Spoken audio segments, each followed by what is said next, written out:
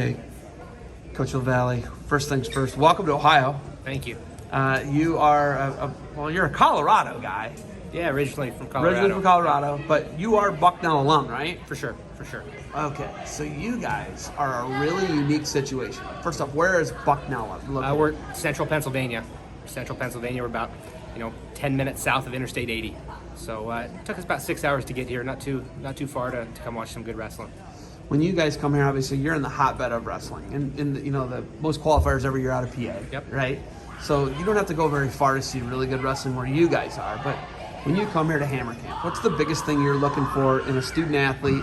Because Bucknell it's at the Ivy League level of you got to be a really intelligent kid to get into Bucknell. Yeah, Bucknell's a quality academic institution, right? There's no doubt about it that it offers the best of both worlds. There's the Division I wrestling opportunity. We compete in the EIWA, and there's opportunity for life after wrestling, life after Bucknell.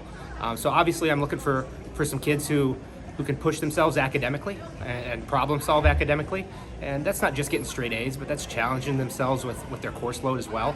Are they taking some of the tougher classes they can take at their high schools? And then you're looking at kids that like to scrap and at a camp like this that like to train. It's one thing to go to a tournament and watch kids compete. It's another thing to come to a camp and watch kids train and see how they attack a practice, a technique session, how they listen to some of the clinicians they have in here. It's good to soak that up as you kind of get to know some kids. What degree did you get from Bucknell? I was an education major at Bucknell. So you can go out and if you're like, it's not working out for me anymore, you can go teach. The plan was always to wrestle until I couldn't wrestle anymore, and then coach wrestling until I couldn't do that anymore, and figure it out after that. And I'm not at the figure it out point, so I'm happy where I'm at. You guys actually had an All-American at 165 pounds last year, right? You were an All-American at 165 pounds, right? 149 Were you pounds. 149? 149, yep. But you wrestled 74 kilos, right? I did. I wrestled everywhere, actually. I started at 66 kilos, and then they had the weight class changes. I wrestled at 70 kilos for a little bit, and then obviously Olympic year, 74 kilos. Dude, watching you wrestling, you frustrate people, right? Like you are just a tough, wiry, mean dude who can touch every position. I used to love watching you wrestle, but you've been around the block too. You've been coaching and competing in a couple different places. You were at Minnesota. Mm-hmm. It was the Storm then. Now it's Go For Wrestling Club, right? It was the Storm. Go For Wrestling Club was still kind of a piece of that. A little bit different structure now from what I understand. But yeah, I graduated from Bucknell in 2011, and then I spent 4 years at the University of Minnesota. I was a grad assistant out there. Got my master's from the U of M, and got to know Jared Lawrence over at Pinnacle pretty well. Worked at Pinnacle while I was also training and competing. So definitely a good experience for me in Minnesota. But always really cool and unique to be able to coach at your alma mater. And rural central Pennsylvania is a pretty good spot to raise a family. Bucknell University is a pretty cool spot to be able to coach at. So like you're actually from eastern Colorado, mm-hmm. right? Like we were talking about it, Kansas in most people's eyes, right? Yeah, it could be. Yeah. Eastern, like you said, what did you actually say? I mean, people are in your state. People drive through Lyman, Colorado, and we're about 70 miles from the Kansas state line, and they'll stop at the Wendy's and say, hey, how much farther do we have to go to get to Colorado? And at that point, you have to break it to them. Well, you've been in Colorado for a while, but you'll be to the mountains soon enough. It's the Great Plains. It is the Great Plains. It's the Great Plains. It's the Great Plains. Can you actually guys see Can you see the Rocky Mountains? We can. It takes about an hour 15 to get into Colorado Springs, hour and a half to get into Denver. So it's that close. So we're close. Oh, we're close. wow. We're about halfway between Kansas and Denver. How Rocky Mountain National Park? About 2 hours then? Yeah, probably about 2 hours. That's one of the best national parks there is. Just so you know, I did the East Inlet a couple of years ago. Incredible hike. Sure. When you look at like what you guys have done at Bucknell, right? And it's not like you compete in the IWA, and you guys offer an incredible education, mm-hmm. but it's really a tough thing because like it's not like you guys got 9.9 scholarships, right? Because the IWA is more competitive than it's ever been. I mean, obviously you have your perennial powers in the IWA, but it's a keeping up with the Joneses type of thing, right? The EIWA is producing more NCAA qualifiers, more high caliber dudes than I've seen in a long time, and it's an exciting conference to be a part of.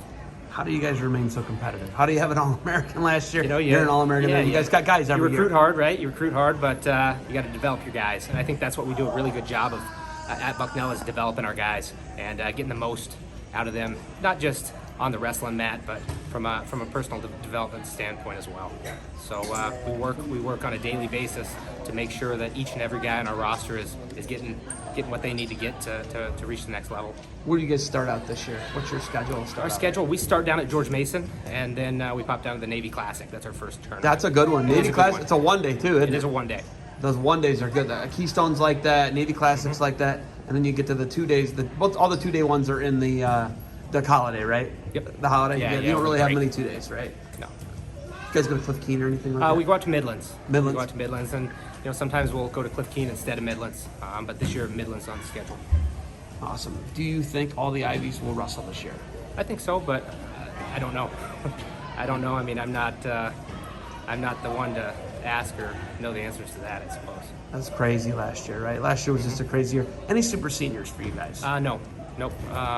It's tough. Yeah, it's a different dynamic this year, right? We got some guys that have been around college wrestling for a really long time that have some experience and are still fighting for spots on the podium. Here's the last thing I have for you. I know that you're a much smarter man than I am because when we were in Hawaii, everybody was jumping off cliffs with me, right? Remember, I was the first one that went. Yeah, I went, and everybody watched you were me. in. I was the first one that went, and it was Schlater. And which Dardanes was with us? I couldn't tell you. I couldn't tell you. You don't even know either. Not that I can't tell the difference between the Dardanes brothers, but I can't. I don't know if it was Nick. I don't know. Just can't remember. One of them went in. So Dardanes went with me. I forget which Dardanes it was. And Schlater went, and they went after me. And you were like, it was a 60-foot cliff. Yeah, I wasn't jumping off it. What deterred you from jumping off that cliff? I was recently married, so maybe if I was single, I might have jumped, but probably not. I'm also not a big heights guy. Oh, not a big heights guy. Yeah, so I think the sign where it said, "Hey, somebody recently passed away from jumping off this cliff," probably was the final line for me. I was like, you know what, that's something I'll watch and enjoy watching. It was into the ocean. Yeah, it was Into the this ocean. cave. It was the ocean. There was a cave.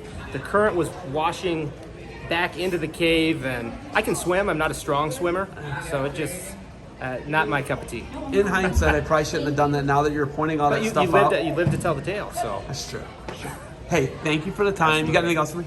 No, just appreciate being here and look forward to coming back next year.